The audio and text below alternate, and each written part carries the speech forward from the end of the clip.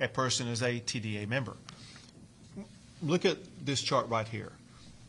Those provide some, not all, but some of the characteristics of TDA members. You know that, like MS-13 gang members, they have certain traits, certain tattoos, certain markers and things like that that raise suspicion they're probable MS-13 members. Same thing goes with Tren de Aragua, and that is that there are characteristics, methods of operation, but maybe most significantly, when you add these markers to one of the leading things they do, and that is they come into a country, they will smuggle people into the country, they will then engage in human trafficking. We feel when you add all that together, we're dealing with a TDA member. We want to arrest them and see if maybe they'll confess or see if other things occur that will lead to a TDA member. Even with that said, even if they don't confess to being a TDA member, because of what they have done in the United States, that makes them a criminal for which they should be arrested and prosecuted. But on the first part of your questions about Houston, I'll have Colonel McCraw address that.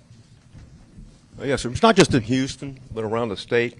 What we've seen is TDA members, what they'll do is they'll infiltrate areas by following migrants that they exploited at the border, they continue to exploit, including the sex trafficking of children. That's where it starts with. Okay, then they quickly expand and multiply. And at that point in time is when they engage in other criminal activities. And there is no, I've said opportunistic before, there is no limit to what those criminal activities are. It's just all about profit in that regard. And once they have and sell and fully established in that regard, they threaten the other criminal gangs and more victims. And what do TDA members look like? Well, they look like Americans, is what they look like, plain and simple. So we focus on the criminal activity. And if you're a Venezuelan national, been released, come here illegally, and you come between the ports of entry, you've been apprehended by Border Patrol and released into the United States because there's no proper way of vetting them, at that point in time, okay, it depends on whether they're a migrant, okay, a victim, an associate, or a TDA member. They don't have a lot of rival gangs in Venezuela like the U.S. They're not talking about the Aryan Brotherhood, Aryan Circle, so forth and so on. They basically have monopolized, okay, crime in Venezuela and exported it to Chile, Peru. And 2018 is when they became transnational, and the federal government has designated them as certainly a transnational criminal organization. So they understand the threat the federal government does. Unfortunately, we're not getting much help if you're going to allow them into the country.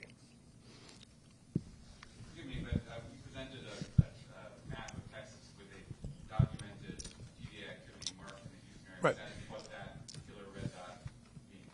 Exactly. You see both you see suspected, and you see also actual through. What is this, the actual documented crime in the Houston area? Please explain that. Trafficking, extortion, kidnapping, a variety of different crimes that they've been involved in, but always on the front end. And that's why El Paso is kind of the center of gravity right now.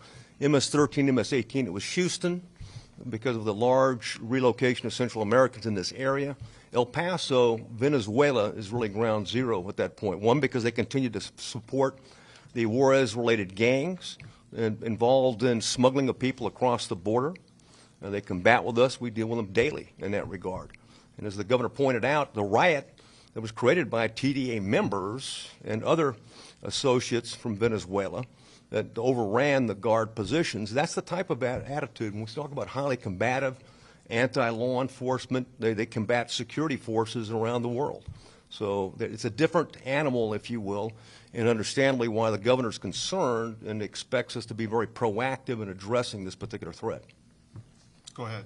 As you all mentioned, some of the victims of these crimes are often migrants. Yep. I'm interested to hear what is law enforcement doing to make sure that these migrants feel comfortable coming forward, especially if there's other things happening in the state, like potentially S4 on the horizon. Well, it's important that we communicate, certainly in Spanish, okay, how they can report, certainly to the local law enforcement officials, but also in terms of iWatch, any criminal activity. I mean, they're here, they've been let into the country by the U.S. government, so they're here essentially legally now, and they have rights like any people do, and certain violation of law, or if they're a victim of it. In fact, we encourage any migrant that has come to Texas and has been brutalized by TDA or other Venezuelan criminals. Enforcement as quick as possible, or the Department of Public Safety, and I can tell you that we're working very closely, as the governor noted, in these Texas and gang centers with our local, state, and federal law enforcement agencies. And there are substantial progress in some of the investigations, but there's too much more work to be done. Also, we often see an outcry for help from migrants who are being trafficked, who are being sexually assaulted, who are just pleading for somebody to help them and to do something about their attackers. Just to follow up on that, is there any concern that there's other policies or other things going on in Texas that could affect how comfortable migrants feel? Anything like that yet? One more question, folks. Can I just say something? Oh, thanks. Just to follow up, Governor, and the rest of y'all about the recent reports that we've seen about TDA in Colorado. Was it a concern that you feel like these folks are coming up through Texas into other states? And maybe if you could address some of what former President Trump has talked about, because he's been talking about this as a national problem. Are you trying to sort of cut that off in Texas? So obviously what happened in Colorado was very serious. Obviously what happened in El Paso is very serious. Obviously we now have either suspected or documented TDA members in the state of Texas. We know for what's happening nationally as well as internationally, the seriousness of TDA. We know that if we don't stop this now, it could spread rapidly across our state, endangering people across our state. We want to get ahead of that process and cut this off right now and make sure TDA understands when they come to the state of Texas, they're going to face the heavy hand of law enforcement with a robust, literally hundreds, if you count all the local law enforcement, thousands of law enforcement officers who are focused on TDA. They have a target on their back, and we're going after them. We have one goal, and that is to arrest them and make them understand that Texas is the wrong state for them to be trying to do business in.